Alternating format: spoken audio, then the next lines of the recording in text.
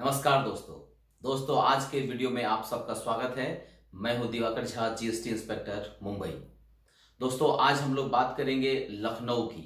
लखनऊ ये से ज़्यादा अच्छा रहेगा। हम लोग आज बात करेंगे यूपी की, उत्तर प्रदेश की। उत्तर प्रदेश के बारे में आप सबको पता है कि बहुत बड़ी संख्या में लोग वहाँ रहते हैं, मतलब पॉपुलेशन बहुत ज़्यादा है, क्षेत्रफल भी उनका बहुत ज़्यादा है उत्तर प्रदेश की अगर हम बात करें तो। इसीलिए इसको जो है बोर्ड ने दो भागों में बांटा हुआ है, मतलब दो जोन इसके अंतर्गत आते हैं। तो दोनों जोन में कहां कहां पोस्टिंग हो सकती है और किस जोन का क्या हालत है, कितने कमिश्नरेट होते हैं और प्रमोशन का क्या हिसाब किताब है यूपी में, ये सारा इंफॉर्मेशन जो है हमने हमारे मित्र सुधाकर जी से लिया है। तो सुधाकर जी आपको बहुत बहुत धन्यवाद। सुधाकर जी एक सीनियर इंस्पेक्टर हैं, उत्तर प्रदेश में पोस्टेड हैं, और उनसे जो भी हमारी बातें हुई है और जो भी उन्होंने खुल के हमें बताया है वो मैं आपको इस वीडियो के माध्यम से बताऊंगा। चलिए दोस्तों स्टार्ट करते हैं हम लोग वीडियो को। देखिए अभी आप लोग देख रहे होंगे बोर्ड पे लखनऊ जोन हमने लिखा हुआ है। लखनऊ जोन को दो भाग में बांटा है, एक है मेरठ जोन और दूसरा है लखनऊ जोन। हालांकि जब हम बात करते हैं कैडर कंट्रोल की तो वो कैडर कंट्रोल जो है वो लखनऊ जोन के पास है। लखनऊ जोन जो है वो डिसाइड करेगा कि आपका जो पोस्टिंग है वो लखनऊ जोन में होगा या फिर मेरठ जोन में होगा। तो सबसे पहले आप जो है लखनऊ जोन आते हैं, वहां से दो जोन में आपको डिवाइड किया जाता है। किसी को मेरठ जोन मिलेगा तो किसी को लखनऊ जोन मिलेगा। यहां पर आप चॉइस दे सकते हैं कि हमको जो है मेरठ चाहिए, तो कोई अगर चाहे लखनऊ जोन में रहना तो वो लखनऊ जोन के लिए रिक्वेस्ट दे सकता है। ये हो गया। अब चलते हैं मेरठ जोन में। जब आपकी पोस्टिंग होती है तो मेरठ जोन डिसाइड करेगा कि आपको कौन सा कमिश्नरेट मिलेगा। यहां पर आपके मोबाइल पे 6 नंबर तक आ रहा होगा। हालांकि यहां पर कमिश्नरेट की संख्या जो है वो 12 है। मैं एक बार पढ़ देता हूं तो आपको आसानी होगी।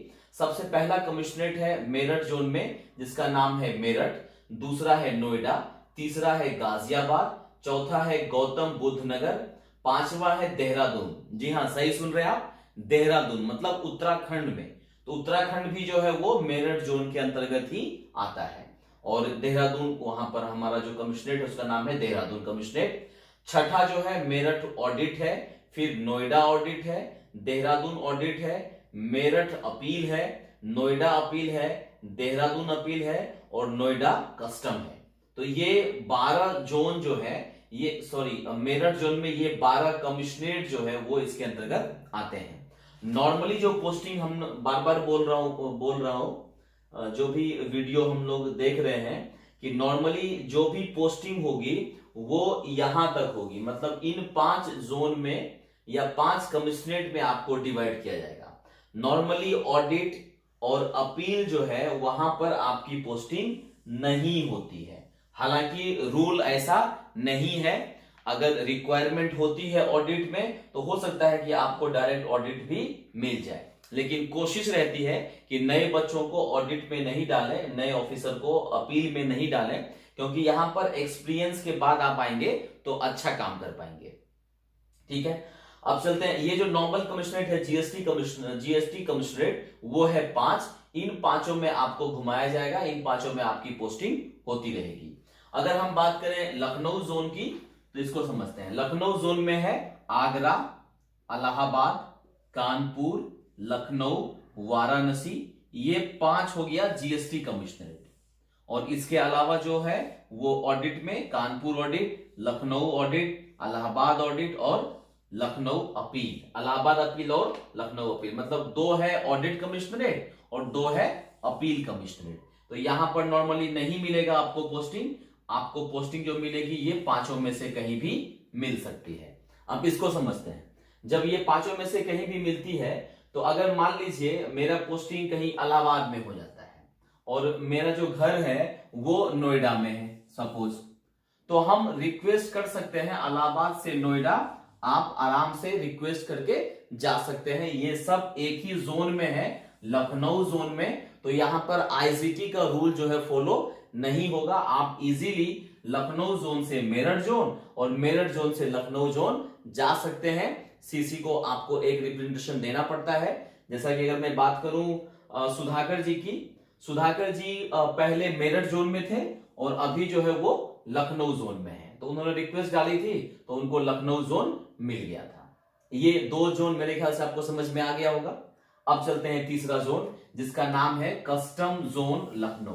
देखिए ये जो कमिश्नरेट है ये लखनऊ जोन के अंतर्गत नहीं आता है, मतलब इसको जो कंट्रोल करेगा वो है कस्टम पटना जोन। आप बोल रहे हो क्या लफड़ा है, इतना पेचीदा कहानी चल रहा है।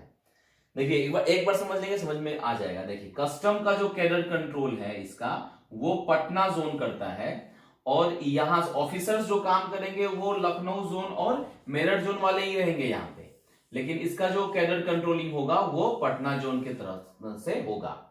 तो अब यहां पर पोस्टिंग कैसे मिलती है इसको देख लेते हैं। एक कमिश्नरेट में, हाँ बाद में देखेंगे, पहले कुछ पॉइंट्स जो है इससे रिलेटेड है। तो देखिए एक कमिश्नरेट में आप जो है 8 साल रह सकते हैं।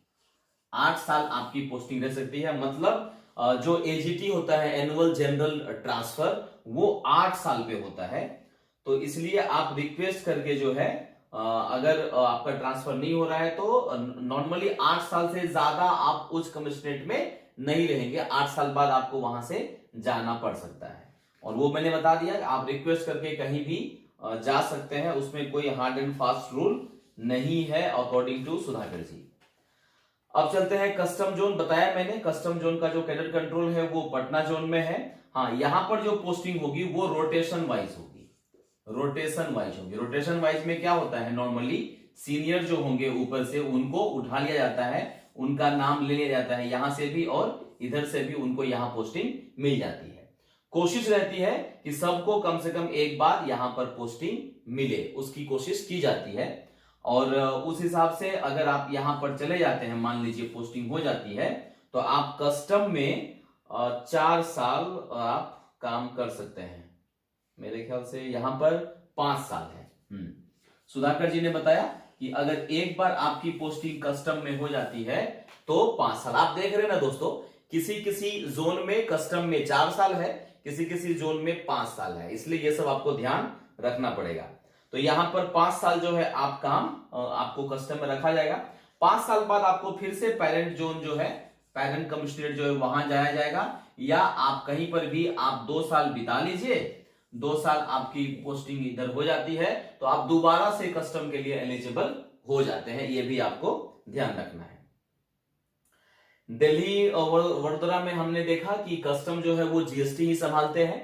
यहां पर भी कस्टम जो है जीएसटी वाले ही संभाल रहे हैं, अलग से प्रिवेंटिव ऑफिसर नहीं होते हैं।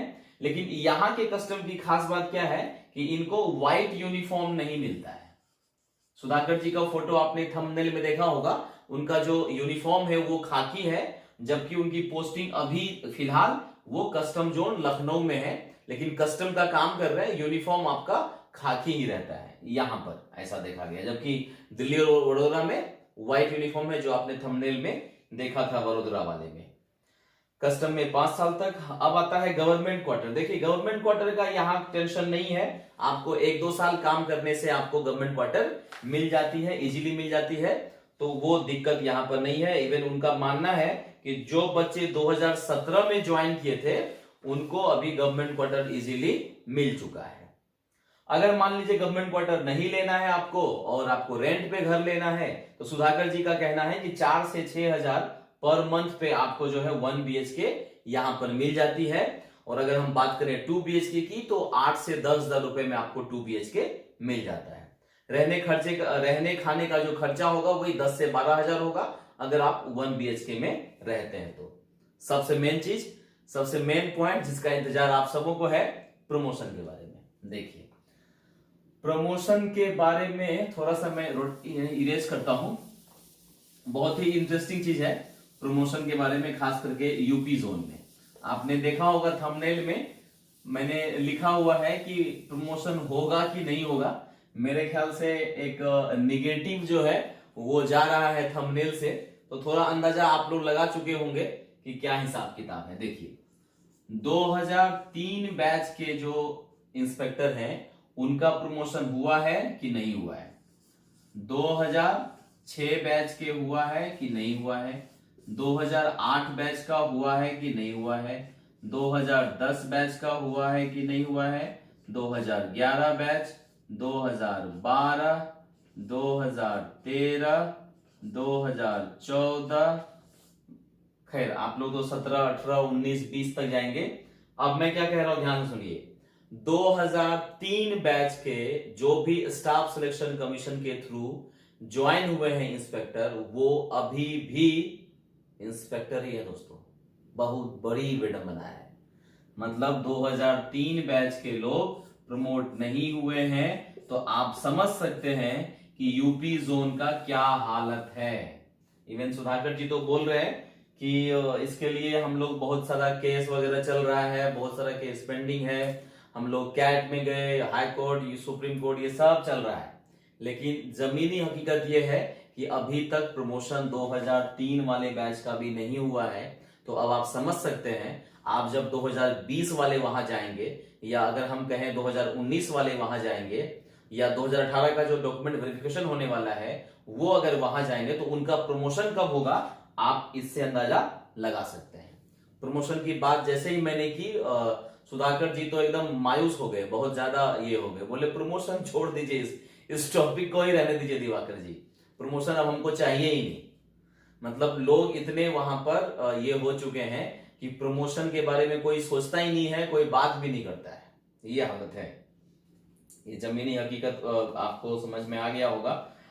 केस की बात चलिए थोड़ा सा बता देता हूं कि हुआ क्या था कि 382 जो टैक्स असिस्टेंट थे उनको प्रमोट करके इंस्पेक्टर बनाया गया था, और इंस्पेक्टर बनाने के बाद फिर उनको सुपरिटेंडेंट भी बना दिया गया था, और जो डायरेक्ट इंस्पेक्टर हैं उनको रोक दिया गया था। इस तरह का कुछ इशू है, ज्यादा मैं नहीं बताऊंगा। और इसी इशू को आगे बढ़ा के कैट में गए हैं डायरेक्ट इंस्पेक्टर लोग, और फिर हाई कोर्ट में भी गए हुए हैं एसोसिएशन के लोग, लेकिन अभी तक मामला सलटा नहीं है। प्रमोशन कब होगा कहना मुश्किल है। यह हिसाब किताब है यूपी जोन की। अब हम लोग बात करेंगे आगे जयपुर की। बस बने रहिए हमारे साथ। थैंक यू दोस्तों।